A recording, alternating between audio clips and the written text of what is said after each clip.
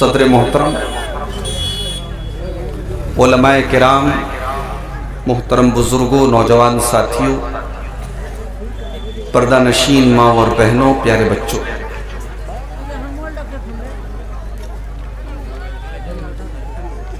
सबसे पहले मैं आप सबसे माजरत चाहता हूं, बड़ी ताखीर के साथ आपके पास पहुंचा। रात के इस वक्त तकरीबन 2 बजने वाले हैं, फिर भी बहुत सारे लोग अल्हम्दुलिल्लाह अभी तक जलसे में मौजूद हैं और कुरान और हदीस की बातों को सुनने के लिए अपनी नींद को कुर्बान करके, अपने आराम को कुर्बान करके इस पिंडाल के नीचे तशरीफ़ फरमा है। अल्लाह ताला हमारे इस जज्बे को कबूल फरमाए और कहने और सुनने से ज़्यादा अमल करने की हम सबको तौफीक अता फरमाए, आमीन। मेरे भाइयों, मैंने आपके सामने खुतबे मसनूना के बाद सूरह आले इमरान की 3 आयतें पढ़ी हैं। इन आयतों में अल्लाह ताला ने अपने बंदों को 2 चीजों की तरफ सबकत करने का हुक्म दिया। 2 चीजों के लिए कंपटीशन करने का हुक्म दिया है। 2 चीजों के लिए दौड़ने और जल्दी करने का हुक्म दिया है।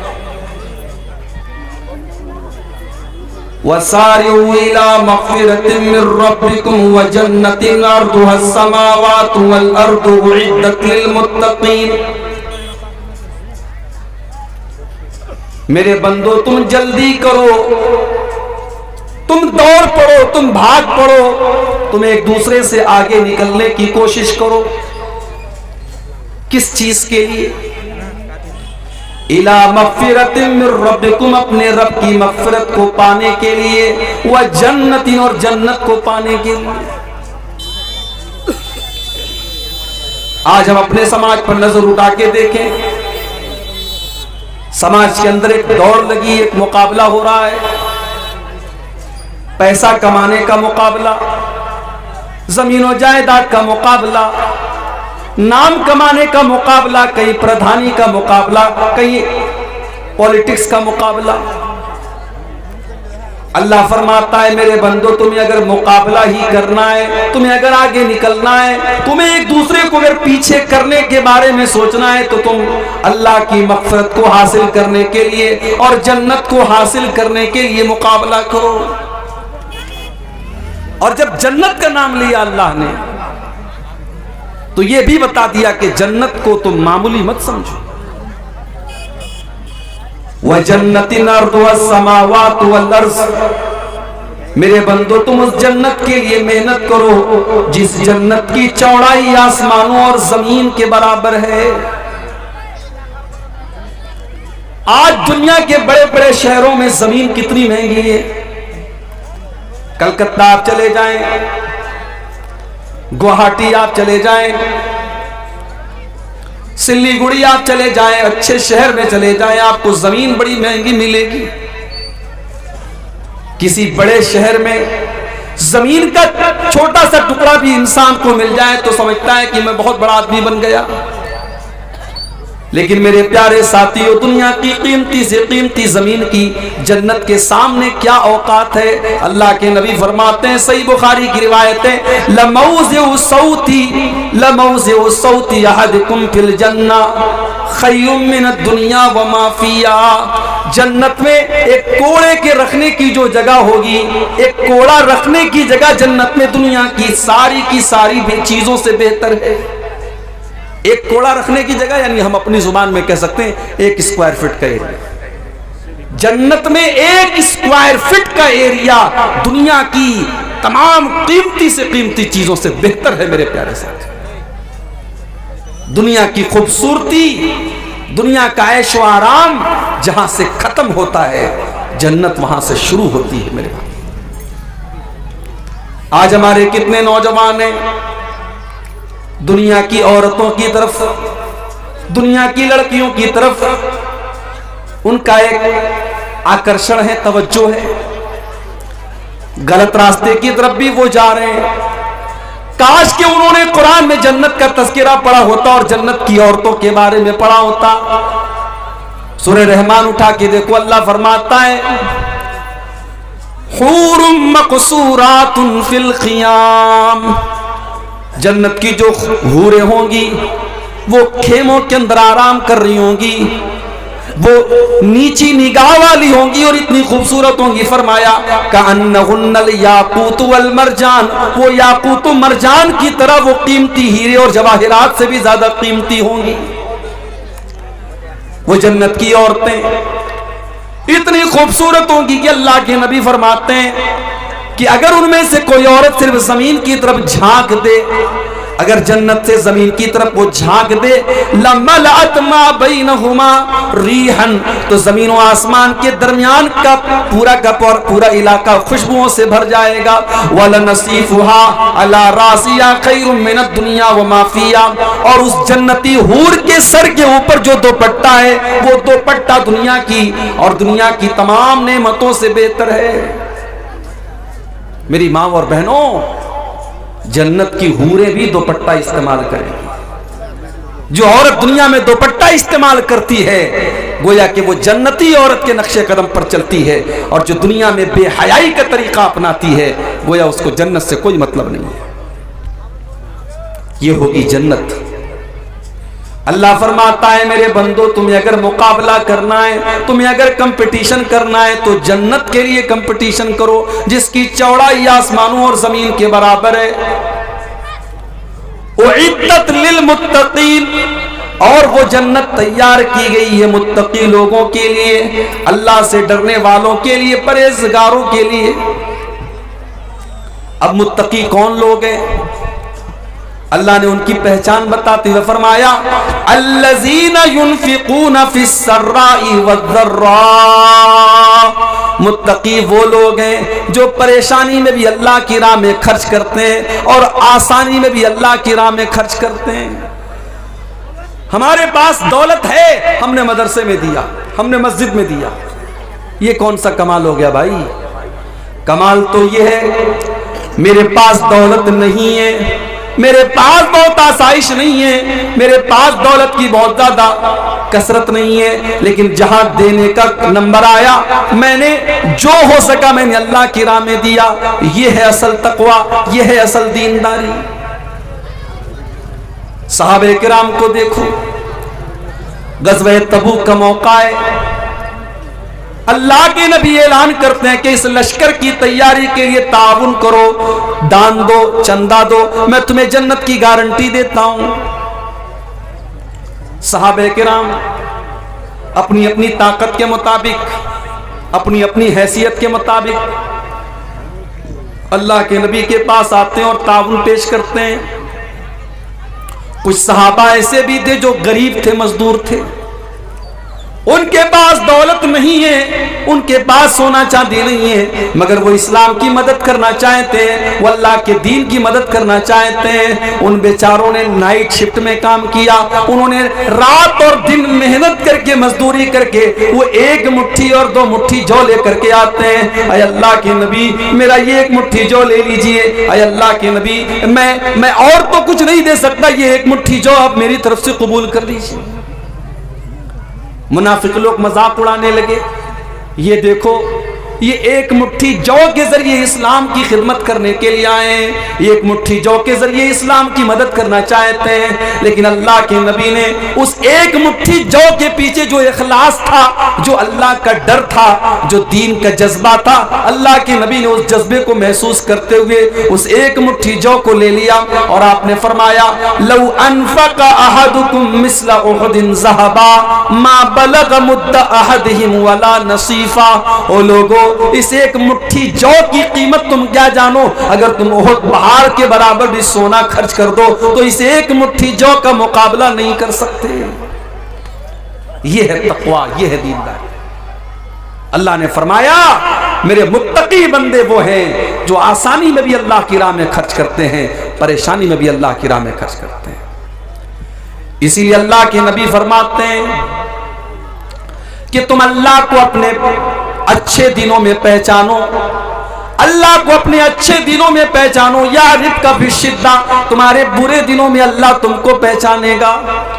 इंसान के पास जब अच्छा दिन आता है, जब दौलत आती है, जब ऐशो आराम की जिंदगी गुजारता है, तब उसे अल्लाह याद नहीं आता है। जब परेशानी आती है, जब बीमारी आती है, जब दुख और तकलीफें आती है, तब अल्लाह याद आता है। अल्लाह के नबी फरमाते हैं अपने परवरदिगार को तुम अपने अच्छे दिनों में याद करो, यारिफका फिश्शिद्दा, वो बुरे दिनों में तुम्हें याद रखेगा। तो मुत्तकी लोग वो होते हैं जो अच्छे और बुरे तमाम दिनों में अल्लाह की राह में खर्च करते हैं। वल्काज़िमीन अल-गैज़, और मुत्तकी लोग वो होते हैं जो गुस्से को पी जाने वाले होते हैं। आज कितने मर्डर हो जाते हैं गुस्से की वजह से, कितनी तलाक हो जाती है गुस्से की वजह से, कितना शौहर बीवी के ऊपर हाथ उठा देता है गुस्से की वजह से। मेरे प्यारे साथियों, गुस्सा आना नेचुरल है, मगर गुस्से को कंट्रोल किया जाए, गुस्से को दबा लिया जाए। इसलिए अल्लाह के नबी फरमाते हैं लैसा शदीदु बिस्सुरा इन्नमा शदीदुल लज़ी यमलिकु नफ्सहु इंदल गज़ब। पहलवान वो नहीं है, बहादुर वो नहीं है जो कुश्ती में दुश्मन को पछाड़ दे, बहादुर तो वो है जो गुस्से के टाइम अपने आप को कंट्रोल कर ले। वल्काज़िमीन अल-गैज़, गुस्से को पी जाने वाले।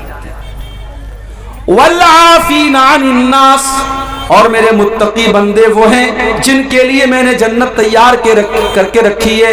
ये वो लोग हैं जो लोगों को माफ कर देते हैं, दरगुजर कर देते हैं। भाई जिंदगी में ऐसा नहीं है कि हर चीज आपके मन के मुताबिक हो। कभी आपकी बीवी ऐसा कोई काम कर देगी जो आप नहीं चाहते, कभी आपके बच्चे कुछ ऐसा काम कर देंगे जो आपकी मर्जी के खिलाफ है, कभी दोस्तों से अनबन हो जाएगी, कभी पड़ोसियों से झगड़ा हो जाएगा। आप हमेशा इस कुरान की आयत को अपने सामने रखें, वल आफीना अनिन नास, लोगों की गलतियों को माफ कर दिया करें, दरगुजर कर दिया करें। नबी अकरम की सीरत उड़ा करके देखो, आपके ऊपर मक्का वालों ने कौन कौन से जुल्म और सितम के पहाड़ नहीं तोड़े। आप नमाज पढ़ रहे हैं, आपके ऊपर ऊंटनी की बच्चादानी ला के रख दी जाती है, आपकी गर्दन में चादर डाल करके आपका गला दबाने की कोशिश की जाती है, आपकी बेटी ज़ैनब के ऊपर ऐसा हमला किया जाता है कि उनका इंतकाल हो जाता है, आपकी बेटियों को तलाक दे दी जाती है, आपको मक्के से निकलने पर मजबूर किया जाता है, आपको ताइफ में पत्थर मारे जाते हैं। सारी तकलीफों को आपने बर्दाश्त किया और आपने माफ कर देने की वो मिसाल कायम की कि सारी इंसानियत वो मिसाल पेश करने से कासिर है। जब मक्का फतह हुआ और आपको मक्का वालों के ऊपर पूरा पावर और पूरा कंट्रोल हासिल हो गया, आप चाहते तो बदला ले लेते, आप चाहते तो इंतकाम ले लेते, आप चाहते तो एक एक जुर्म की सजा उनको दे देते, लेकिन आपने वही जवाब दिया जो हजरत यूसुफ अलैहिस्सलाम ने अपने भाइयों को दिया था, ला तस्रीबा अलैकुमुल यौम। आपने फरमाया मुहम्मदुर रसूलुल्लाह किसी से कोई बदला न लेंगे, किसी से कोई इंतकाम न लेंगे। इज़हबू अंतुम तुलका, जाओ तुम सब के सब आजाद हो। आपने सबको माफ कर दिया। हम उस नबी के मानने वाले। वल आफीना अनिन नास, जालिम से लिया जुल्म का बदला, न किसी वक्त मारा भी तो अखलाक की तलवार से मारा। अल्लाह के नेक बंदे माफ कर देते। दारोगा मत बनो। अगर आपको अल्लाह ने किसी के ऊपर कंट्रोल दिया है तो आप दारोगा मत बनो, आप माफ कर दिया करो, लोगों की गलतियों से दरगुजर कर दिया करो।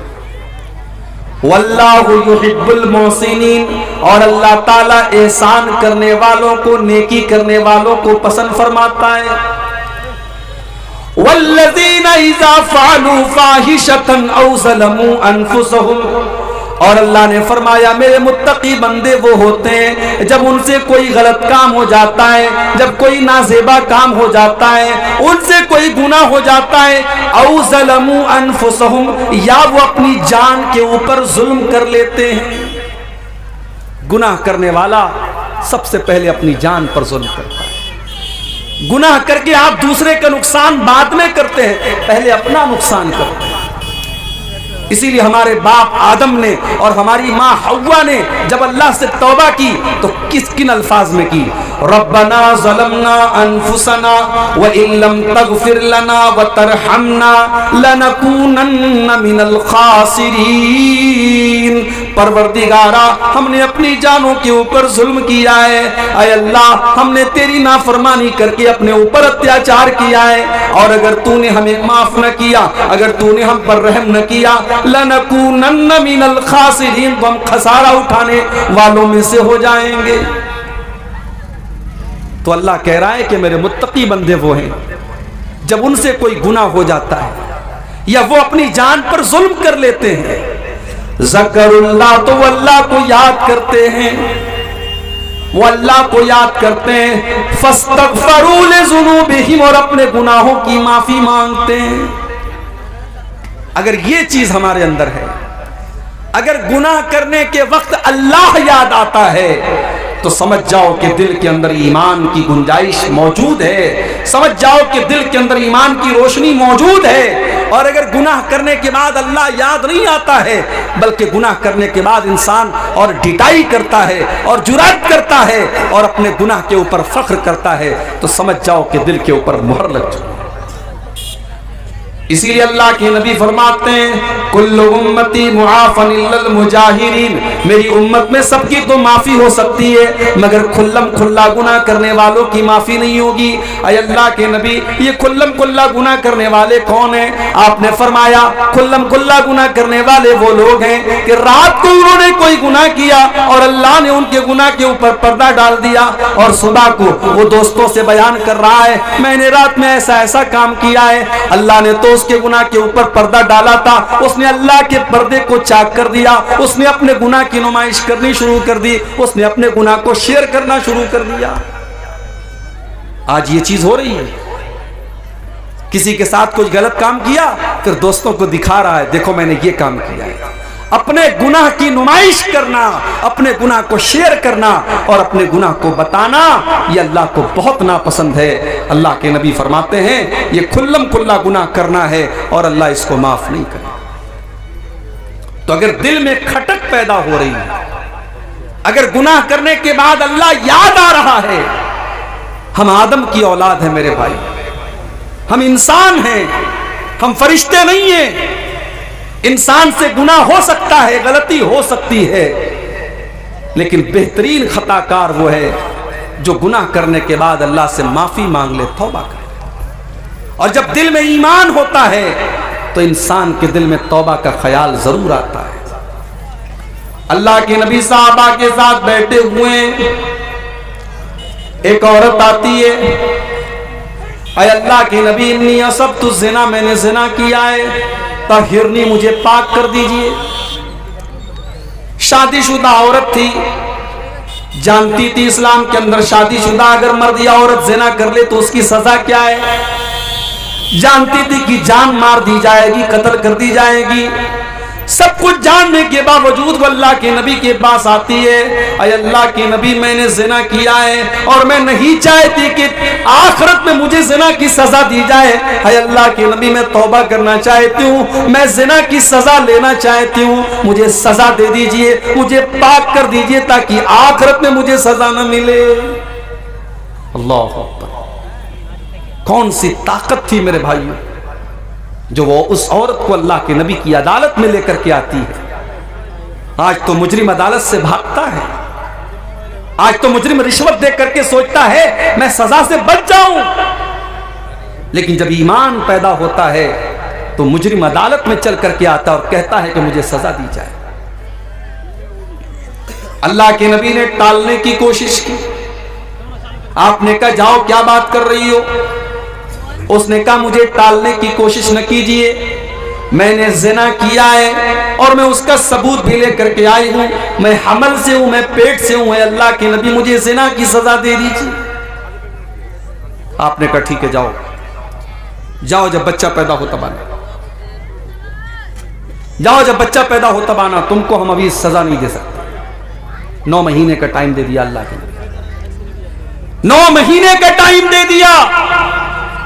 भाग सकती थी, कोई रिकॉर्ड नहीं रखा अल्लाह के नबी ने, कहीं नाम नहीं नोट किया, सहाबा को उसका नाम लिख करके नहीं दिया, उसको 9 महीने का मौका दे दिया, जा तू भाग सकती है तो भाग जा।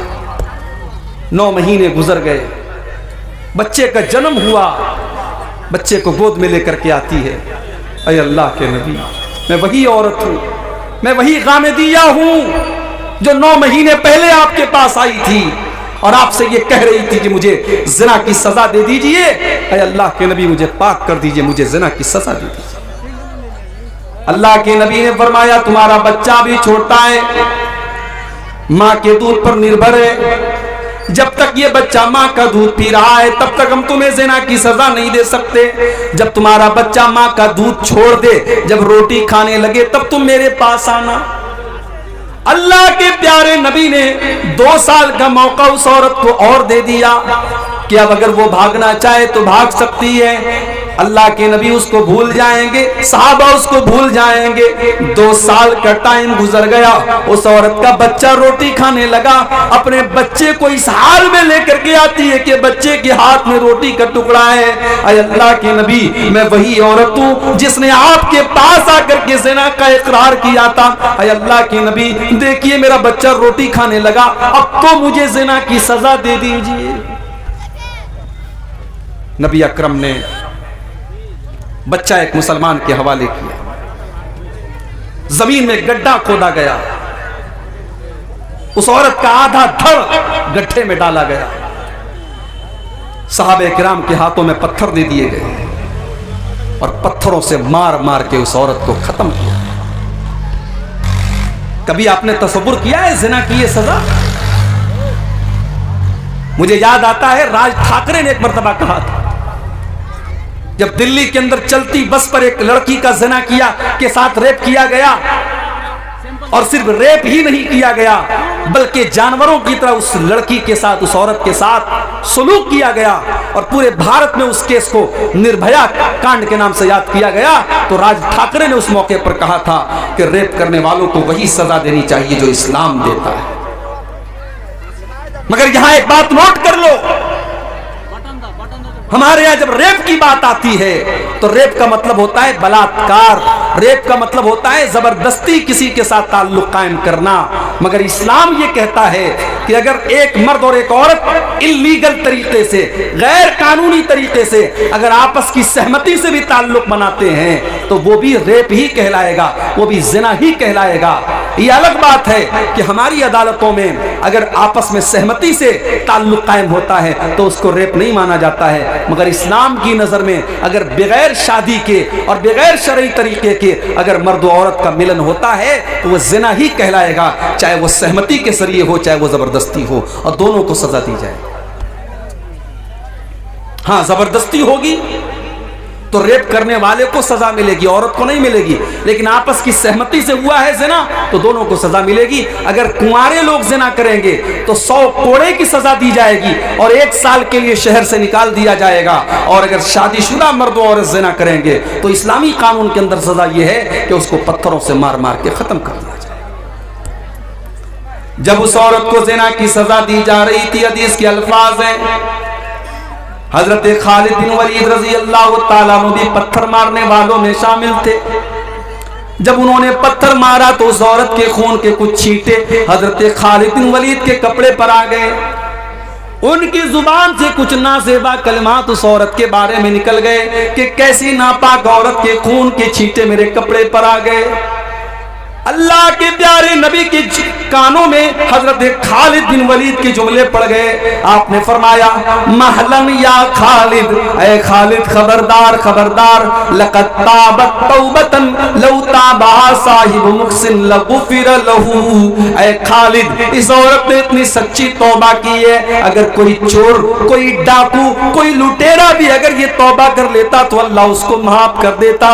और एक हदीस के अल्फाज में यह है कि अगर मदीना के 70 गुनहगार भी ये तौबा कर लेते तो अल्लाह ताला 70 गुनहगारों की तौबा को कबूल कर लेता। इसने इतनी पावरफुल तौबा की है। गुनाह का होना ये बड़ी बात नहीं है, गुनाह के बाद इंसान तौबा कर ले ये बड़ी बात है। इसीलिए अल्लाह फरमाता है वल्लज़ीना इज़ा फ़अलू फ़ाहिशतन, मेरे मुत्तकी बंदे तो वो हैं जब उनसे कोई गलत काम हो जाता है, औ ज़लमू अनफुसहुम, या वो अपनी जान के ऊपर जुल्म कर लेते हैं, ज़करुल्लाह, तो उनको अल्लाह याद आता है। गलत काम करने के टाइम अल्लाह का याद आना, अल्लाह का डर दिल में पैदा हो जाना, ये बहुत बड़ी बात है मेरे भाई।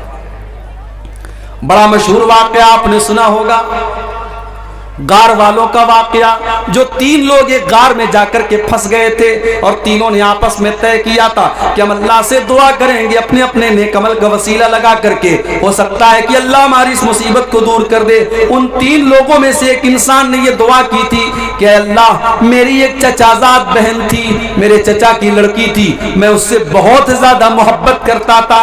एक मर्द एक औरत से जितनी मोहब्बत कर सकता है, मैं उस औरत से बेइंतहा मोहब्बत करता था। मैं उस लड़की को हासिल करना चाहता था, मैं उसके साथ अपनी शहवत को पूरी करना चाहता था, मगर मेरे पास कोई कंट्रोल नहीं था।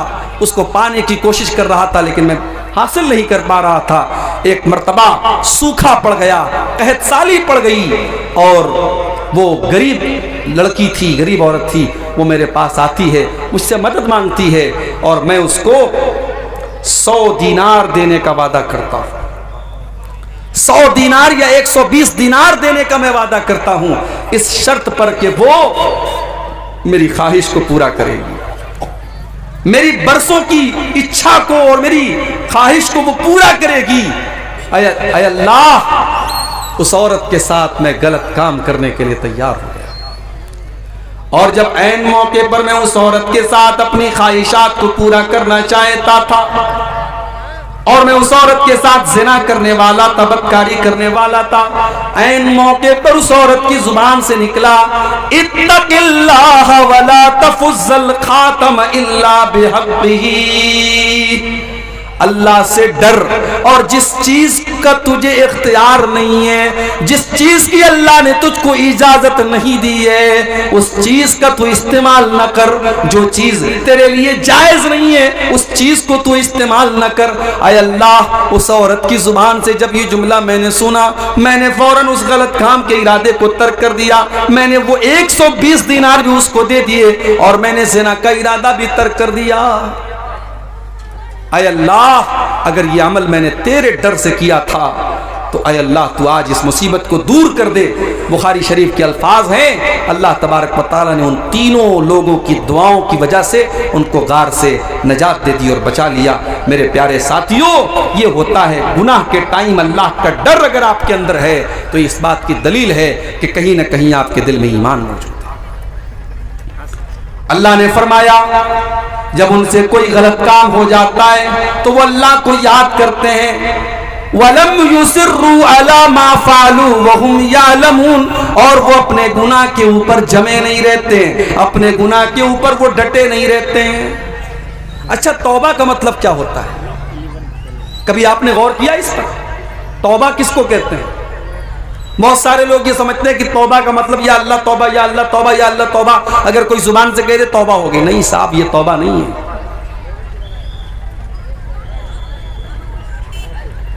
ड्रीम 11 खेलना कैसा है और अगर जीत गए तो उसका इस्तेमाल कहां किया जाए? ड्रीम 11 और इस तरीके के जितने ऑनलाइन खेल हैं ये सब जुआ है, जुआ, ये सब जुआ है, सट्टाबाजी है और ये सब हराम है। अपनी कमाई को आप हराम मत कीजिए, बस इतना कहूंगा। हलाल के बहुत सारे रास्ते हैं, बिजनेस कीजिए, नौकरी कीजिए, मेहनत कीजिए, हलाल का 100 रुपया कमाइए, वो हराम के 1000 रुपये से बेहतर है। ये ड्रीम 11 वगैरह के ड्रीम के चक्कर में मत पड़िए। ये सब जुआ खिलाया जा रहा है नौजवानों को, ऑनलाइन जुआ खिलाया जा रहा है। पहले ऑफलाइन होता था, अब ऑनलाइन जुआ खिलाया जा रहा है। तो अल्लाह की बारगाह में गुनाह करने के बाद जो मुत्तकी लोग होते हैं वो गुनाह के ऊपर डटे नहीं रहते हैं, इसरार नहीं करते हैं, वो अपने गुनाह का इकरार करते हैं, अल्लाह की बारगाह में माफी मांग लेते हैं। मेरे प्यारे नौजवान साथियों, आज कितने नौजवान हैं वो गलत काम कर रहे हैं मगर उनको ये एहसास नहीं है, उनको ये एहसास नहीं है कि हम गलत काम कर रहे हैं। तौबा करने का ख्याल भी उनके दिल में नहीं आता है। आओ मैं तुमको बताऊं कि तौबा किसको कहते हैं। तौबा 4 चीजों का नाम है। कभी गाड़ी चलाई है आपने, कार चलाई है? कार आप जब चलाते हैं तो कार को जब पलटाते हैं, आप जब यू टर्न लेते हैं तो यू टर्न लेने का नाम है तौबा। तौबा का मतलब होता है यू टर्न लेना, तौबा का मतलब होता है पलट के आ जाना। इसका मतलब यह हुआ कि जब एक इंसान ने गलत काम किया तो वो सीधे रास्ते से भटक गया था, और जब उसने तौबा किया तो उसने यू टर्न ले लिया, वो सही रास्ते पर वापस लौट के चला है। आजकल बड़ा एक मुद्दा गरमाया हुआ है। मौलाना अरशद मदनी ने कह दिया कि साहब भारत में तो सारे लोग मुसलमान थे, इसलिए जो लोग इस्लाम को छोड़ करके कोई और मजहब में चले गए वो घर वापसी करें, हमें घर वापसी करने की जरूरत नहीं है। इसलिए कि सबसे पहले इंसान जिनको कुरान ने आदम कहा है और वेदों में मनु कहा गया है, और मनु की औलाद मनुष्य है और आदम की औलाद आदमी है, इंसान है। तो आदम अलैहिस्सलाम तो मुसलमान थे, इस्लाम के फॉलोवर थे, लिहाजा इस दुनिया का सबसे पहला धर्म इस्लाम है। और हमारे उस्ताद मोहतरम अल्लामा रईस अहमद नदवी रहमतुल्लाह अलैह की तहकीक के मुताबिक हजरत आदम अलैहिस्सलाम जब दुनिया में आए थे तो इसी भारतवर्ष में आए थे, भारत की सरजमीन पर आए थे। लिहाजा भारत का सबसे प्राचीन अगर कोई धर्म है तो वो इस्लाम है। लिहाजा इस्लाम को छोड़कर किसी और मजहब में जो लोग गए हैं उनको घर वापसी करने की जरूरत है, मुसलमान को घर वापसी करने की जरूरत नहीं है। और एक बात आपको और बताऊं, जब बच्चा पैदा होता है, बच्चा यहूदी नहीं होता है, इस्लाम पर होता है, बच्चा हिंदू नहीं होता है, बच्चा मुशरिक नहीं होता है, बच्चा तौहीद पर पैदा होता है। अल्लाह के प्यारे नबी फरमाते हैं कुल्लु मौलूदिन यूलदु अलल फित्रा, हर बच्चा फितरत पर और इस्लाम के ऊपर पैदा होता है। फ़अबवाहु युहव्विदानिही व युनस्सिरानिही व युमज्जिसानिही, उसके माँ बाप उसको यहूदी बनाते हैं, माँ बाप ईसाई बनाते हैं, माँ बाप मजूसी बनाते हैं, माँ बाप मुशरिक बनाते हैं। इसका मतलब यह हुआ कि इस्लाम नेचुरल तरीका है, जिस तरीके पर अल्लाह ने इंसान को पैदा किया है वो इस्लाम का तरीका है। और जब इस्लाम को छोड़ता है कोई तो वो गलत रास्ते पर जाता है। इसीलिए सच्चे रास्ते पर लौट आने को तौबा कहा जाता है। और याद रखिए, तौबा के अंदर 3 चीजें पाई जानी जरूरी है। इसको नोट कर लीजिए, आज की तकरीर की सबसे इंपॉर्टेंट बात इसको समझ लीजिए कि अगर कोई आपसे पूछे कि भाई तौबा किसको कहते हैं तो आप बता दीजिए कि तौबा के अंदर 3 चीजों का होना जरूरी है। नंबर 1,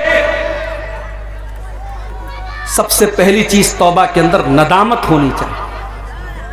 मैंने गलत काम किया है, ये काम सही नहीं था। और इसीलिए जो बिदात करने वाले होते हैं उनके अंदर तौबा करने का ख्याल बहुत मुश्किल से आता है।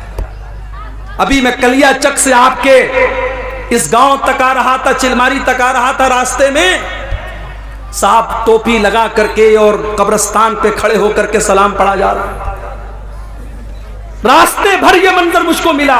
और जब कटिहार स्टेशन मैंने क्रॉस किया और कटिहार का जब ब्रिज आया है तो देखा हमारा नौजवान बेचारा जो है वो कैमरे के जरिए वो क्या वीडियो बनाते ना, कोई चल करके आ रहा है, स्लो मोशन में कोई वीडियो बना रहा है। यानी शबे बारात की रात ये भी हो रहा है। कोई इबादत कर रहा है, कोई बेचारा सेल्फी ले रहा है, कोई स्लो मोशन में वीडियो बना रहा है। तो जो बिदातें होती हैं, बिदअतों के सर पैर क्यों नहीं होते हैं? क्योंकि बिदात करने वाला ये सोच करके करता है कि मैं बहुत नेक काम कर रहा हूं। कल से मेरे मोबाइल पर बार बार मैसेज आ रहा है, मौलवी साहब शबे बारात का रोजा रखना कैसा है, मौलवी साहब शबे बारात की रात में इबादत करना कैसा है। याद रखिए, इस्लाम में शबे बारात के नाम से कोई रात नहीं है। ये शबे बारात का तसव्वुर ये शियों के यहां से आया है। इस्लाम में शबे बारात नाम की कोई चीज ही नहीं है। ये शियों का अकीदा है। उनके 12वें इमाम की पैदाइश उनका कहना है 15 शाबान को हुई है और उसी जश्न को उन्होंने शबे बारात का नाम दे दिया। ना तो अल्लाह के नबी से शबे बारात की रात की कोई फजीलत साबित है, न उस रात में इबादत करना साबित है, न दिन में रोजा रखना साबित है, न ये आतिशबाजी करना साबित है, न मस्जिदों को सजाना साबित है, न कब्रिस्तान पे जाना साबित है, न मुर्दों के लिए मग़फ़िरत की दुआ करना साबित है। एक साहब कहने लगे हलवा कैसे हराम हो गया? सूजी जायज है, चीनी जायज है, देसी घी जायज है, नारियल जायज है और आप कहते हलवा हराम है। सबको मिक्स कर दिया तो हलवा बन गया, आप कहते हलवा हराम है। मैंने कहा भाई हलवा हराम नहीं है, हलवा हराम नहीं है, हलवा यकीनन बहुत अच्छी चीज है, हमको भी खिलाइए हम भी खाएंगे, मगर आप किस अकीदे के मुताबिक बना रहे हैं? आप शबे बारात पर बना रहे हैं तो क्यों बना रहे हैं आप? एक साहब कहने लगे हलवा हम इसलिए बनाते क्योंकि नबी अकरम के दांत टूट गए थे ग़ज़वा उहद में, आपने हलवा खाया था इसलिए हम हलवा खाते हैं। मैंने कहा भाई साहब ग़ज़वा उहद हुई है शव्वाल में और शबे बारात मना रहे हो शाबान में, तुम 2.5 महीना एडवांस में हलवा खा रहे हो। नबी अकरम ने अगर हलवा खाया भी था, पहली बात तो ये मन गलत बात है, अगर आपने खाया था तो शव्वाल में खाया था, तुम्हें इतनी जल्दी पड़ी तुम 2.5 महीना पहले हलवा खा रहे हो। और फिर हलवा असल में ये पेटू किस्म के शिकम परवर मौलवियों ने इजाद किया ताकि हमारे पेट की दुकानें चलती रहे। तो बिदात करने वाला तौबा नहीं करता है, इसीलिए अल्लाह के नबी अपने हर खुतबे में कहते थे वह शर्रुल उमूरि मुहदसातुहा, तब से बुरा काम बिदात है, वकुल्लु मुहदसतिन बिदा, दीन के अंदर नया निकाला गया काम बिदअत है, वकुल्लु बिदातिन ज़लाला, और हर बिदअत गुमराही है। उसूल याद रखिए, शरीयत का एक उसूल याद रखिए, हम जो कलमा पढ़ते हैं ला इलाहा इल्लल्लाह मुहम्मदुर रसूलुल्लाह, इस कलमे के अंदर 2 उसूल मौजूद है। ला इलाहा इल्लल्लाह का मतलब इबादत अगर होगी तो सिर्फ और सिर्फ अल्लाह की होगी, इबादत अगर होगी तो सिर्फ और सिर्फ अल्लाह की होगी। और मोहम्मदुर रसूलुल्लाह का मतलब यह है कि इबादत अगर होगी तो मोहम्मदुर रसूलुल्लाह के तरीके के मुताबिक होगी। तो कलमे के अंदर 2 उसूल सिखाया गया, इबादत किसकी होनी चाहिए? इबादत सिर्फ अल्लाह की होनी चाहिए। और इबादत कैसी होनी चाहिए? इबादत जनाब मोहम्मदुर रसूलुल्लाह सल्लल्लाहु अलैहि वसल्लम के जैसी होनी चाहिए। तो जो शबे बारात मना रहा है वो समझो पुराना 500 और 1000 का नोट आज चलाने की कोशिश कर रहा है। चोलबे पुराना नोट चोलबे कभी ना चोलबे इंशाअल्लाह। तो जब पुराना नोट नहीं चल सकता है तो जिस अमल के ऊपर अल्लाह के नबी की मुहर नहीं लगी है वो अमल कैसे चलेगा? रात भर आप इबादत कर लीजिए, जो इबादत नबी ने नहीं की, जो सहाबा ने नहीं की, जो कुरान और सुन्नत से साबित नहीं है, वो इबादत नहीं हो सकती मेरे प्यारे साथी। एक शख्स है जो कि 5 टाइम नमाज पढ़ता है लेकिन उनकी माँ उससे नाराज है, क्या उस शख्स की नमाज कबूल होगी? कुरान और हदीस की रोशनी में बताइए। देखिए माँ का दर्जा यकीनन बहुत ऊंचा है, माँ का दर्जा बहुत ऊंचा है, माँ को नाराज नहीं करना चाहिए। मगर कभी कभी ऐसा भी होता है कि माँ गलत बात पे नाराज होती है। हजरत साद बिन अबी वक्कास रजी अल्लाह तआला अन्हु की माँ नाराज हो गई, उन्होंने इस्लाम कबूल कर लिया, माँ नाराज हो गई। माँ ने यहां तक कह दिया मैं खाना नहीं खाऊंगी जब तक तू इस्लाम को नहीं छोड़ेगा। उन्होंने कहा माँ मुझे तुझसे बहुत मोहब्बत है मगर मैं इस्लाम नहीं छोड़ सकता तेरे लिए। माँ ने खाना पीना बंद कर दिया।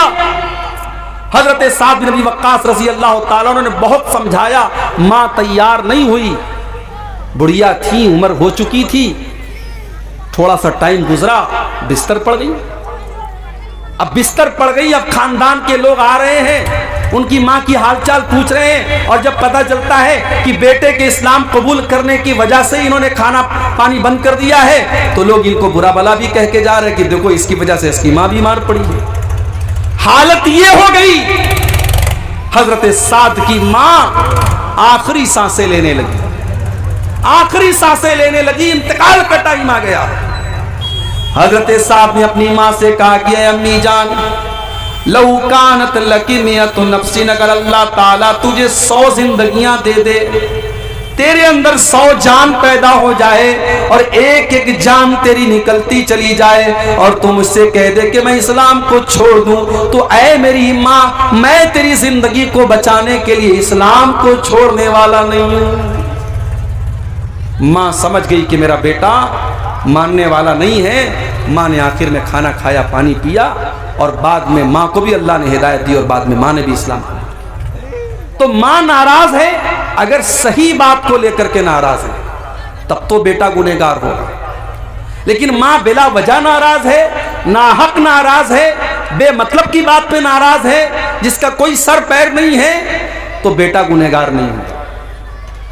बेटे को चाहिए, अगर माँ नाराज है, गलत बात पर भी नाराज है, बेटा माँ को मनाने की कोशिश करे। लेकिन ऐसा कोई सबूत नहीं है कि माँ नाराज है तो बेटे की नमाज कबूल नहीं होगी। एक बड़ा मशहूर वाकया है हजरत अलकमा का वाकया, कि उनकी माँ उनसे नाराज हो रही थी, तो उनके साथ बड़ा बुरा मसला हो रहा था। उनकी मौत का टाइम आया तो अल्लाह के नबी ने पूछा कि क्या मामला है। पता लगा उनकी माँ उनसे नाराज है। जब तक माँ ने माफ़ नहीं कर दिया तब तक उनकी रूह परवाज नहीं हुई और उनको चैन नहीं मिला। बहुत मशहूर वाकया है, मगर वो मनगढ़ंत वाकया है, मौजू रिवायत है, सही हदीस से साबित नहीं है। लिहाजा इस बात की कोई दलील नहीं है कि माँ अगर नाराज है तो बच्चे की दुआ, बेटे की दुआ जो है वो कबूल। सूरह लुक़मान में भी इस सिलसिले में आया था। जी। तो अगर माँ गलत बात पर नाराज है तो पहली बात तो उससे कोई मतलब नहीं है। अगर सही बात पर भी नाराज है तो बेटे को मनाने की कोशिश करनी चाहिए, उसकी वजह से उसकी इबादत पर कोई फर्क नहीं पड़ेगा। तो तौबा की पहली कंडीशन यह है कि आपको एहसास हो कि हाँ मैंने गलत काम किया है। तौबा की दूसरी कंडीशन, आप इस बात का पक्का इरादा करें कि आइंदा आप उस गलत काम को नहीं करेंगे। शराब पीने वाला तौबा कर रहा है शाम को, आए अल्लाह आज के बाद मैं कभी शराब नहीं पीऊंगा, सुबह को फिर शराब पीने लगता है। आइंदा उस गुनाह को पक्का इरादा करे कि मैं नहीं करूंगा, तब तो उसकी तौबा कबूल होगी, वरना तौबा का कोई मतलब नहीं है। और तौबा की तीसरी शर्त कि जिस गुनाह से वो तौबा कर रहा है उस गुनाह को फौरन छोड़ दे, तब उसकी तौबा कबूल होगी। अभी आज एक साहब मुझसे मिले, पता लगा वो नमाज नहीं पढ़ते, गवर्नमेंट नौकरी करते, गवर्नमेंट टीचर हैं, नमाज नहीं पढ़ते। मैंने कहा साहब क्यों नमाज नहीं पढ़ते आप? बोले मौली साहब दुआ कीजिए। मैंने कहा नमाज दुआ पढ़ने से आप नहीं पढ़ेंगे, नमाज आपको पढ़ना होगा, वो मेरे दुआ करने से आप नमाज नहीं पढ़ेंगे। मैंने कहा आपकी गवर्नमेंट जॉब है, सुबह कितने बजे स्कूल जाते? बोले 8 बजे। मैंने कहा मैं दुआ कर देता हूं अल्लाह आपको स्कूल में पहुंचा दे, आप घर में बैठे रहे, पहुंच जाएंगे क्या स्कूल? आपको जाना पड़ेगा, आपको ड्यूटी देनी पड़ेगी। आप 8 की जगह 8:30 बजे स्कूल नहीं पहुंचते, क्योंकि आपको पता है आपकी सैलरी कट जाएगी, आपकी नौकरी खतरे में आ जाएगी। अभी मेरे साथ इतना बड़ा एक्सीडेंट हुआ, यूपी के अंदर मैं कार से जा रहा था, कार मेरी ट्रक से लड़ गई। मैं रातों रात 350 किलोमीटर का सफर करके वापस लौट रहा था। क्यों? क्योंकि मेरी जॉब है, मुझे पढ़ाना है, सुबह मदरसे पहुंचना था। मैं 300 किलोमीटर का सफर तय करके, मुझे पागल कुत्ते ने तो नहीं काटा है, मैं रात में भाग रहा हूं, ड्राइवर को नींद आ रही है, बेचारा किसी तरीके से गाड़ी चला रहा है, लेकिन जॉब का मामला था, मुझे सुबह जाना है। कितने प्रोग्राम हैं, देने के बाद मुझे कैंसिल करना पड़ता है कि नहीं छुट्टी नहीं मिल पाई, मदरसे का मसला है, इम्तिहान है या कोई और मामला है, हम नहीं आ पाते। तो जो जॉब होती है, जो नौकरी होती है, इंसान उसको निभाता है। और जहां अल्लाह का मामला आता है, जहां नमाज का मामला आता है, वहां लोग कहते हैं मौलवी साहब दुआ करो। दुआ करने से आप नमाज नहीं पढ़ेंगे, आपको खुद पढ़ना पड़ेगा। मेरे प्यारे साथियों, इसीलिए अल्लाह ताला कह रहा है कि नेकी के कामों में सबकत करो मस्जिद में नमाज पढ़ने जाओ तो सबसे पहली सफ में जाओ। कोशिश करो कि पहली तकबीर में तुम शामिल हो जाया करो, इसलिए कि अल्लाह के नबी फरमाते हैं लौ यालमुन्नासु मा फिल निदाई वस्सफ़िल अव्वली, अगर लोगों को पता चल जाए कि पहली सफ का क्या मकाम है, अगर लोगों को पता चल जाए कि पहली तकबीर का क्या मकाम है, और उस सवाब को हासिल करने के लिए अगर घसीट करके आना पड़े तो लोग घसीट करके आएंगे, मगर पहली सफ में शामिल होंगे। हम क्या करते हैं, हम पीछे वाली लाइन में खड़े होते हैं, नमाज में हम सबसे पीछे होते हैं। मदरसे में चंदा देने की बात आती है, दान देने की बात आती है, हम सोचते हैं सबसे आखिर में हम चंदा दें। पहले देखे प्रधान जी कितना देते हैं, पहले देखे गांव के हाजी साहब कितना देते हैं, गांव के रईस लोग कितना देते हैं, उसके बाद हम देंगे। नहीं मेरे भाई, नेकी के काम में आप पीछे मत रहिए, नेकी के काम में आगे रहिए। हजरत अबू बकर सिद्दीक को देखो, अल्लाह के नबी अपने साहबा के साथ बैठे हुए हैं। आप कहते हैं कि क्या तुम में से कोई ऐसा है जो आज रोजा रख करके आया है? अबू बकर सिद्दीक कहते हैं कि हाँ अल्लाह के नबी, मैं रोजा रख करके आया हूं। आप पूछते हैं क्या कोई ऐसा है जिसने आज किसी गरीब को खाना खिलाया है? अबू बकर सिद्दीक कहते हैं हाँ अल्लाह के नबी, मैंने गरीब को खाना भी खिलाया है। आप पूछते हैं कि क्या कोई ऐसा भी है जिसने किसी मरीज की अयादत की है? हाँ अल्लाह के नबी, मैंने एक मरीज की अयादत भी की है। आप पूछते हैं क्या कोई ऐसा भी है जो किसी मुसलमान के जनाजे में शामिल हुआ है? हाँ अल्लाह के नबी, मैं एक मुसलमान के जनाजे में भी शामिल हुआ हूँ। आपने फरमाया मजतमाना फी इम्रिइन इल्ला दखलल जन्ना, ये सारी की सारी नेकियां अगर एक इंसान एक दिन में 24 घंटे में कर लेता है तो वो जरूर जन्नत में जाएगा, जन्नत में जरूर जाएगा। ये अबू बकर सिद्दीक, नेकी के मामले में पहले नंबर पर हजरत अबू बकर सिद्दीक का नाम आता है। मेरे भाइयों, हमें और आपको भी नेकी के मामले में आगे रहना चाहिए। आज कितने लोग हैं जुमा की नमाज में, अगर 1 बजे जुमा की नमाज होने वाली है तो 12:55 पर उनकी शक्ल नजर आती है मस्जिद। अल्लाह के नबी फरमाते हैं कि जुमा के दिन जो सबसे पहले आता है उसे अल्लाह की राह में ऊंट सदका करने का सवाब मिलता है, जो बाद में आता है उसको गाय सदका करने का सवाब मिलता है, जो उसके बाद आता है उसको दुम्बा, जो उसके बाद आता है उसको मुर्गी, जो उसके बाद आता है उसको अंडा अल्लाह की राह में सदका देने का सवाब मिलता है। और जब इमाम खुतबा देने के लिए आता है तो ये सवाब लिखने वाले फरिश्ते सवाब लिखना बंद कर देते हैं और वो भी इमाम का खुतबा सुनने लगते हैं। हम लोग तो इतने बदनसीब हैं कि ऊंट छोड़ दो, गाय छोड़ दो, दुम्बा छोड़ दो, बकरा छोड़ दो, मुर्गा छोड़ दो, अंडा छोड़ दो। कितने बदनसीब ऐसे लोग हैं कि जुमा के दिन वो तब आते हैं जब इमाम का खुतबा स्टार्ट हो जाता है, बल्कि जमात शुरू होने के 5 मिनट पहले वो मस्जिद में आते हैं। ऐसा नहीं होना चाहिए मेरे भाई। इस्लाम आपको नेकी के मामले में आगे आगे रहने का हुक्म देता है। गज़वे तबूक का मौका याद कीजिए, हजरत उमर फारूक रजी अल्लाह ताला अन्हु फरमाते हैं कि मेरे दिल में ख्याल आया कि आज नेकी के मामले में, आज अल्लाह के दीन के मामले में मैं अबू बकर से आगे निकल करके दिखाऊंगा। वो अपने घर आते हैं, अपने घर का सारा सामान इकट्ठा करते हैं और सारे सामान को 2 भाग में वो बांट देते हैं और एक भाग अपने घर में छोड़ देते हैं और एक हिस्सा अल्लाह के नबी के पास लेकर के आते हैं। अय अल्लाह के नबी, आज इस्लाम को मेरे माल की जरूरत है, देखिए मैं अपने घर का माल लेकर के आया हूँ। नबी अकरम पूछते हैं कि अय उमर, घर वालों के लिए कुछ छोड़ के आए हो कि नहीं आए हो? अय अल्लाह के नबी, आप परेशान ना हो, मैं आधा लेकर के आया हूँ, आधा छोड़ करके आया हूँ।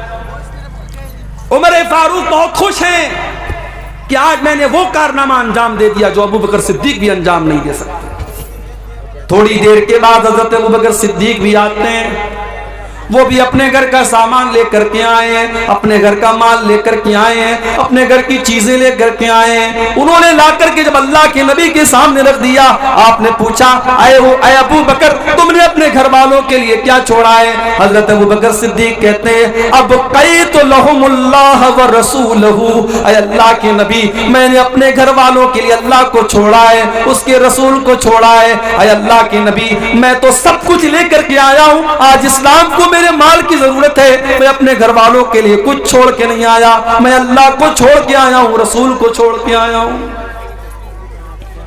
उमर फारूक की आंखों में आंसू आ गए। उन्होंने कहा मुझे यकीन हो गया कि मैं नेकी के मामले में अबू बकर का मुकाबला नहीं कर सकता। नेकी के मामले में सबकत करो मेरे प्यारे साथी। इसीलिए अल्लाह ताला कुरान के 17वें पारे में अपने नबियों का जिक्र करने के बाद कहता है, अपने नबियों का नाम लेने के बाद कहता है, इन्नहुम कानू युसारिऊना फिल खैरात। ये मेरे जितने नबी थे, ये मेरे जितने रसूल थे, वो नेकियों के मामले में आगे आगे रहते थे, वो नेकियों के मामले में पीछे पीछे नहीं रहते थे। मेरी प्यारी माओ बहनों, नबी अकरम के दौर की औरतों को आप देखिए, उस जमाने में लाउड स्पीकर का इंतजाम नहीं था। अल्लाह के नबी तकरीर करते थे, आमतौर से मर्दों के बीच में तकरीर करते थे, औरतों के दरमियान आपका बयान नहीं होता था। एक मर्तबा कुछ औरतें आई, अय अल्लाह के नबी, मर्द लोग आपकी बातों को सुनते हैं, हम औरतों को तो आपकी बात सुनने को नहीं मिलती है। अय अल्लाह के नबी, आप हफ्ते में एक दिन हमको भी दीजिए ताकि हम भी दीन की बातें आपसे सुना करें। नबी अकरम ने देखा कि इन औरतों के अंदर दीन को सीखने की तड़प मौजूद है। आपने अलग से हफ्ते का एक दिन औरतों के लिए तय कर दिया। हमारे यहां जलसे में आपने औरतों का इंतजाम किया है, लेकिन मस्जिद में जुमा में होता है इंतजाम आपके यहां? नहीं है। तरावी छोड़ दीजिए, तरावी तो साल में एक बार होती है ना, जुमा में क्यों नहीं है? बंगाल में भी मैं गया, बंगाल में लोगों ने बताया मौलवी साहब हमारे यहाँ ज्यादातर मस्जिदों में औरतों का इंतजाम जुमा में नहीं होता। अफसोस है मेरे भाई, 100 नहीं। आप अहले हदीस है ना, माशाअल्लाह। शेरशाबादी बिरादरी ही के लोग होंगे यहाँ पे? जी, हम लोग शेरशाबादी हैं। शेरशाबादी बिरादरी पूरी की पूरी अहले हदीस मानी जाती है। क्या अहले हदीस आप हैं? आपके यहाँ की औरतों को दीन कौन सिखाएगा? मौलवी साहब हफ्ते में एक दिन तकरीर करते हैं, आधा घंटा दीन की बात बताते हैं, आप हजरात सुन के चले आते हैं। घर की औरतों को कौन बताएगा? आज हमारे घर की औरतों को बिगाड़ने वाली हजारों चीजें हैं। फेसबुक है, सोशल मीडिया है, इंटरनेट है, तमाम दुनिया भर की चीजें हैं। उनको दीन सिखाने के लिए साल का एक जलसा काफी नहीं है, और जलसे में भी बेचारी आती है, तकरीर कम सुनती है, शॉपिंग ज्यादा करती है। बच्चों को लेके घूम रही है, टहल रही है, कोई उधर भाग रही, कोई उधर भाग रही है। आप जुमा की नमाज में औरतों के लिए इंतजाम कीजिए, मेरे इंतजाम कीजिए आप। नबी अकरम के दौर की औरतें आकर के डिमांड करती हैं, अय अल्लाह के नबी आप हमारे लिए इंतजाम कीजिए, हमें दीन की बातें सुनाइए। और अगर आपने ऐसा इंतजाम नहीं किया, हालात बहुत बुरे हैं मेरे भाई। आज मुसलमान लड़कियां गैरों के साथ भाग रही हैं, फरार हो रही हैं, मुर्तद हो रही हैं, इस्लाम को छोड़ रही हैं, और हम और आप सिर्फ तमाशा देख रहे हैं। अपनी औलाद को संभालिए, अपने बच्चों को संभालिए, अपनी औलाद को दीन की तालीम दीजिए, वरना पछताना पड़ेगा। अपने बच्चे और बच्चियों को जिस तरीके से आप स्कूल की और कॉलेज की तालीम देते हैं, उसी तरीके से दीन की तालीम दीजिए। उन्हें इस्लाम के बारे में बताइए, उन्हें तौहीद के बारे में बताइए, वरना आगे चल करके 10-15 साल के बाद जो हालात होंगे, हर घर और हर खानदान में इस तरीके के केस होंगे, फिर आपके पास हालात को कंट्रोल करने का कोई रास्ता नहीं। नेकी के मामले में आगे बढ़िए, पीछे मत रहिए। हजरत अमर बिन जमू रज़ी अल्लाह ताला अन्हु एक बूढ़े साहबी हैं, अल्लाह की राह में जिहाद करने की वजह से उनकी दोनों टांगे खराब हो चुकी हैं, उम्र भी 70 साल के पार हो चुकी है। जब एक जंग का मौका आता है, अल्लाह के नबी के पास उनके 4 बेटे हैं, उनके चारों बेटों ने अपना नाम लिखवाया। हजरत अमर बिन जमू ने कहा कि अल्लाह के नबी मेरा भी नाम लिख लीजिए। बेटों ने कहा बाजान आपने सारी जिंदगी इस्लाम की खिदमत की है, आपकी दोनों टांगे इसी में खराब हो चुकी हैं। अय अब्बा जान हम आपकी तरफ से जा ही रहे हैं, आपके 4 बेटे अल्लाह की राह में जा रहे हैं। अय अब्बा जान आप घर में आराम कीजिए, आपकी जरूरत नहीं है। बाप ने कहा नहीं, ठीक है मैं लंगड़ा हो चुका हूं, ठीक है मेरी टांगे काम नहीं कर रही हैं, मगर मेरे बाजुओं में आज भी ताकत है, मैं दुश्मनों के छक्के छुड़ा सकता हूं। मैं अल्लाह की राह में जिहाद करना चाहता हूं। तुम कौन होते हो मुझे रोकने वाले? बाप इसरार कर रहा है, बेटे मना कर रहे हैं। मामला अल्लाह के नबी के पास आता है। बेटे कहते हैं अल्लाह के नबी मेरे बाप को समझाइए, उनको बताइए, वो तो बूढ़े हो चुके हैं, उनकी दोनों टांगे काम नहीं कर रही हैं। अल्लाह के नबी ने हजरत अम्र बिन जमू से कहा कि आप मत जाइए, आपको जरूरत नहीं है। कहा अल्लाह के नबी मैं चाहता हूं कि मैं इस जंग में जाऊं और मैं शहीद हो जाऊं और मैं अपनी इन्हीं लंगड़ी टांगों के साथ मैं जन्नत में चला जाऊं। नबी अकरम ने उनका जज्बा देखा, उनके दिल का जज्बा देखा। आपने बेटों से कहा जाने दो, इनको अल्लाह की राह में जाने का शौक है, इनके अंदर जज्बे जिहाद है, इनको रोको मत, इनको जाने दो। चुनांचे जंग होती है और हजरत अम्र बिन जमू अल्लाह की राह में जिहाद करते हुए उसी हालत में शहीद हो जाते हैं।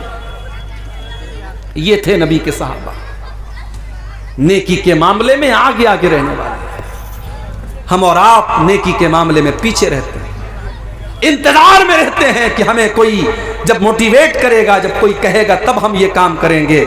मेरे प्यारे साथियों, नेकी के मामले में आप आगे बढ़िए। नबी अकरम के सहाबा को आप देखिए, अब्दुल्ला बिन मसूद रज़ी अल्लाह ताला अन्हु बहुत बेहतरीन कुरान पढ़ा करते थे। इतना अच्छा कुरान पढ़ते थे कि एक मर्तबा अल्लाह के नबी रास्ते से जा रहे थे, अब्दुल्ला बिन मसूद के कुरान की तिलावत की आवाज आपके कानों में पड़ी। आपने फरमाया जिसको कुरान बिल्कुल ताजा ताजा सुनना हो वो अब्दुल्ला बिन मसूद के मुंह से कुरान सुन ले। आज है आपके दरमियान ऐसे कुरान पढ़ने वाले हैं? कुरान पढ़ने वाला कोई होता भी है तो उसके फटे कपड़ों की वजह से हमें लगता है ये मदरसे में पढ़ने वाला बच्चा है, हम उसको हकारत की नजर से देखते हैं। स्कूल में टाई और पैंट और कोट पहन करके जाने वाला हमें अच्छा लगता है, और मदरसे में फटा पुराना कपड़ा पहन करके पढ़ने वाला, दिन भर कुरान की तिलावत करने वाला हमें बुरा लगता है। मेरे प्यारे साथियों, उस स्कूल के सूटेड बूटेड बच्चे से बेहतर है उस मदरसे में पढ़ने वाला मैला कुचैला कपड़ा पहन करके दिन रात कुरान पढ़ने वाला। इसलिए कि अल्लाह के नबी फरमाते हैं खैरुकुम मन तअल्लमल कुरान व अल्लमहु, तुम में सबसे बेहतरीन इंसान वो है जो कुरान को सीखता है और सिखाता है, कुरान को पढ़ता है और पढ़ाता है। अब्दुल्ला बिन मसूद इतना अच्छा कुरान पढ़ते थे, अल्लाह के नबी ने फरमाया कि जिसको सुनना हो कुरान बिल्कुल तरोताजा, वो अब्दुल्ला बिन मसूद के मुंह से कुरान सुन ले। जब अल्लाह के नबी ने ये बात बयान की, हजरत उमर फारूक के दिल में ख्याल पैदा हुआ कि ये बात अब्दुल्ला को बतानी चाहिए। उन्होंने रात के 12 बजे, आधी रात को उन्होंने जाकर के अब्दुल्ला बिन मसूद के दरवाजे को खटखटाया। अब्दुल्ला बिन मसूद ने दरवाजा खोला, देखा हजरत उमर आए हैं। क्या बात है, उमर क्यों आए हो? आए अब्दुल्ला, मुझे मालूम है कि ये वक्त मुनासिब नहीं था, रात के 12 बज रहे हैं, आधी रात हो चुकी है, लेकिन मैं तुम्हें एक बात बताना चाहता हूं। अल्लाह के नबी ने तुम्हें एक खुशखबरी दी है। क्या खुशखबरी दी? कहा है अब्दुल्ला, नबी अकरम ने आज तुम्हारी तिलावत की आवाज सुनी थी, तो नबी अकरम ने फरमाया था कि जिसको कुरान सुनना हो, बिल्कुल ताजा ताजा कुरान सुनना हो, वो अब्दुल्ला के मुंह से कुरान सुन ले। मैंने सोचा कि मैं आधी रात को मैं जाकर के तुमको बता दूं, ताकि सबसे पहले मैं ये खुशखबरी तुम्हें सुना दूं। एक मुसलमान को अच्छी खबर देने में भी सवाब मिलता है, मैं ये खबर तुम्हें सुनाने आया हूं। हजरत अब्दुल्ला ने कहा कि आपने थोड़ा सा लेट कर दिया, थोड़ा सा आपने डिले कर दिया, थोड़ा सा लेट कर दिया। अभी थोड़ी देर पहले हजरत अबू बकर सिद्दीक आए थे और उन्होंने ये खबर मुझे दे दी है। हजरत उमर ने पेशानी पकड़ के कहा कि अबू बकर, उमर तेरा मुकाबला नहीं कर सकता। मेरे प्यारे साथियों, ये नबी के सहाबा थे जो नेकी के मामले में सबकत करते थे। आज हम कारोबार में सबकत करते हैं, जमीन जायदाद में सबकत करते हैं, दुनिया के ऐशो आराम में सबकत करते हैं, लेकिन हम जन्नत के लिए सबकत नहीं करते। सूरह आले इमरान की ये आयत हमें यही मैसेज दे रही है, वसारिउ इला मग़फ़िरतिन मिर रब्बिकुम व जन्नतिन, मेरे बंदो तुम अल्लाह की जन्नत को पाने के लिए और अल्लाह की मग़फ़िरत को पाने के लिए जल्दी करो। मेरे प्यारे नौजवान साथियों, जब हम आपसे नमाज के बारे में कहते हैं, आप कहते हैं मौलवी साहब अभी तो जवानी के अय्याम है, अभी तो मौज मस्ती के दिन है। जब 40 साल के हो जाएंगे, 50 साल के हो जाएंगे, हम नमाज भी पढ़ने लगेंगे, हम दाढ़ी भी रख लेंगे, हम हाजी भी हो जाएंगे। कौन गारंटी लेगा, कौन गारंटी लेगा कि आप 50 साल तक जिंदा रहेंगे, 60 साल तक जिंदा रहेंगे? एक एक्सीडेंट आपकी जिंदगी बदल सकता है, एक हादसा आपको खत्म कर सकता है, एक बीमारी आपको बर्बाद कर सकती है। मेरे प्यारे नौजवान साथियों, वमा तदरी नफ्सुम माज़ा तक्सिबु गदा, कोई नहीं जानता कि कल उसके साथ क्या होने वाला है। इसलिए कल न कर, कल का कोई भरोसा नहीं, कल तो कल एक पल का भरोसा नहीं। फिक्र उक़बा की कर आज ही बेखबर, फिक्र उक़बा की कर आज ही बेखबर, कल न कर, कल का कोई भरोसा नहीं, कल तो कल एक पल का भरोसा नहीं। कर इबादत खुदा की जवानी में तू,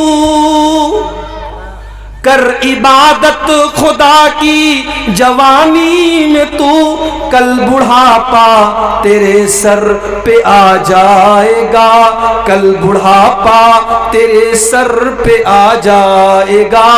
कुव्वते दस्तो पा खत्म हो जाएगी, कुव्वते दस्तो पा खत्म हो जाएगी, फिर इबादत का कोई भरोसा नहीं। कल का कोई भरोसा नहीं है मेरे नौजवान साथियों। नेकी के मामले में सबकत करो, मिसाल दे दुनिया कि हाँ ये लड़का नेकी के मामले में आगे रहता है। मस्जिद में नमाज पढ़ने जाओ तो पहली सफ में रहो, इबादत के मामले में सबकत करो। किसी को धोखा देना कैसा है? बहुत अच्छा काम है, दिया करो भाई धोखा। अब ये सब पूछने की बात, जो इमाम साहब अक्सर झूठ बोले, वालिदैन की नाफरमानी करे और कभी कभार चोरी करे, उसकी इमामत में नमाज पढ़ना कैसा है? लग रहा है इमाम साहब से दुश्मनी हो रही है। ये लग रहा है बिल्कुल कैमरा लगा के बैठा इमाम साहब कितना झूठ बोल रहा है, कितनी नाफरमानी कर रहा है, कितना चोरी कर रहा है। देखिए, इमाम जो होता है, इमाम ऐसे इंसान को बनाना चाहिए जो कुरान अच्छा पढ़ता हो, आलिम हो और दीनदार भी हो। ऐसा कभी कभी होता है कि एक इंसान आलिम है लेकिन दीनदार नहीं है, तो नमाज की इमामत एक ऊंचा मकाम है, ये हर इंसान को नहीं देना चाहिए। तो ऐसे इंसान को इमाम नहीं बनाना चाहिए। अगर ऐसा इंसान इमाम है, नमाज हो जाएगी आपकी नमाज पर कोई फर्क नहीं पड़ेगा, मगर ऐसे इंसान को इमाम नहीं बनाना चाहिए जो खुल्लम खुल्ला ये सब काम अगर कर रहा है, झूठ बोल रहा है, वालिदैन की नाफरमानी कर रहा है, चोरी कर रहा है, ऐसे इंसान को इमामत नहीं देना चाहिए। उम्र दराज आदमी का अगर बार बार पेशाब आ जाए और कपड़ा नापाक हो जाए, इलाज और मुआलजा से भी मायूस हो चुका हो, तो ऐसे इंसान को नमाज पूरा करने के लिए क्या तरीका अपनाना चाहिए? बस सीधी सी बात है, फत्तकुल्लाह मस्ततातुम, अल्लाह से जितना डर सकते हो डरो। जिस इंसान को ये प्रॉब्लम है कि उसका पेशाब रुकता ही नहीं है, कतरा कतरा बहता रहता है, तो अब जाहिर है वो मजबूर है।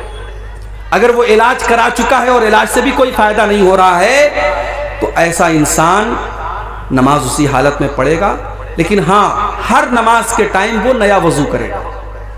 जोहर में मान लो उसने वजू किया, बीच में उसको हवा खारिज नहीं हुई, पाखाना करने के लिए वो नहीं गया, लेकिन तब भी असर का टाइम आएगा वो फिर से वजू करेगा। इसलिए कि ये बीमारी जिसको है उसके लिए हुक्म है कि वो हर नमाज के टाइम अलग से वजू करेगा।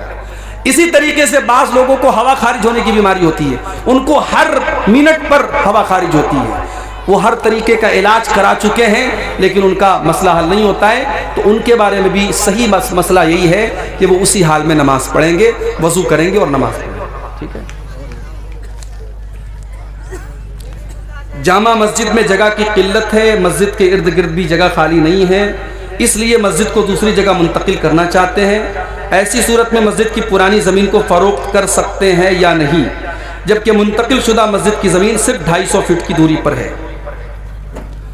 अब देखिए, ये मसला थोड़ा सा पेचीदा है, इसके बारे में तहकीक करनी पड़ेगी कि अब ये जो सिचुएशन है, जैसे कभी कभी ऐसा होता है कि मस्जिद की जो जगह है वहाँ पे हाईवे निकल रहा है, तो हाईवे जब निकलता है या इस तरीके की कोई मजबूरी आती है तो जाहिर है मस्जिद को ट्रांसफ़र करते हैं। तो वो सूरत यहाँ पर भी ऐसा लग रहा है कि अपनाई जा सकती है, जब जगह कम भी है तो ऐसा कर सकते हैं, लेकिन फिर भी इसके बारे में थोड़ी सी तहकीक करने के बाद ही जवाब दिया जा सकता है। इमाम का इंतखाब अवामुन नास के ज़रिए होगा या आलिमों के ज़रिए होगा? देखिए, अवाम के इंतखाब के लिए कोई शरीयत की शर्त नहीं है। अल्लाह के नबी ने कुछ क्राइटेरिया बता दिया है कि इमाम ऐसा इंसान होना चाहिए जो कुरान को ज़्यादा पढ़ने वाला हो, सुन्नत का जानकार हो, नमाज का तरीका जानने वाला हो। अगर उस क्राइटेरिया पर कोई मोहल्ले में कोई इंसान खरा उतर रहा है, उसको अवाम भी इमाम बना सकती है। कोई ज़रूरी नहीं कि उलमा की एक कमेटी हो वही इमाम बनाए, ऐसा कोई ज़रूरी नहीं है। तो मेरे नौजवानों, ये जो मसला है दीन के अंदर आगे आगे रहने का, इसको हम अपने अंदर पैदा करें। हम बैक बेंचर ना बने। स्कूल में होता है ना, स्कूल में क्लास में पीछे बैठने वाला जो होता है उसको बैक बेंचर बोलते हैं। तो जो बिल्कुल फिसड्डी होता है, जो इम्तिहान में फेल होता है, उसको हम बोलते हैं बैक बेंचर। दीन के मामले में आप बैक बेंचर मत बने, दीन के मामले में आप आगे रहने वाले बने, पहली सफ में रहने वाले बने। यही हम आपसे उम्मीद करते हैं। अल्लाह से दुआ है रब्बुल आलमीन हम सबको नेकियों के मामले में सब्र करने की तौफीक अता फरमाए। रब्बुल आलमीन हमारे गुनाहों को माफ़ फरमाए, नेकियों में आगे आगे रहने की तौफीक दे। आमीन। व आखिर दावाना अल्हम्दुलिल्लाहि रब्बिल आलमीन।